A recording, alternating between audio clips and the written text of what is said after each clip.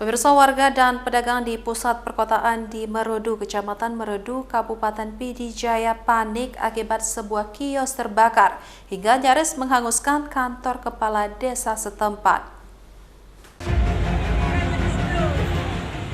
Beginilah detik-detik kepanikan warga dan pedagang di pusat perkotaan di Merudu, Kecamatan Merudu, Kabupaten Pidi Jaya, saat sebuah kios terbakar dan nyaris menghanguskan bangunan kantor kepala desa setempat pada Senin 18 Maret 2024 kemarin.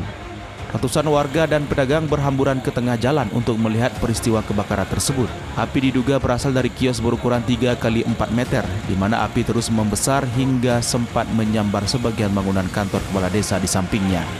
Saat kejadian tersebut, 4 unit pemadam kebakaran dikerahkan untuk memadamkan api. Pemadam kebakaran dibantu warga dan TNI Polri akhirnya berhasil memadamkan api dan hanya menghanguskan sebagian fasilitas kantor kepala desa. Menurut Kapolsek Kota Merudu, kios berukuran 3 x 4 meter tersebut milik Samsul Bahri, warga Gampung Kota Merudu, Kecamatan Merudu, Kabupaten Pidi Jaya. Kios tersebut berdampingan dengan kantor kepala desa. Kebakaran sebuah kios ini akibatkan cuaca terlampau panas, jadi mungkin kayu-kayunya pun udah agak lapuk.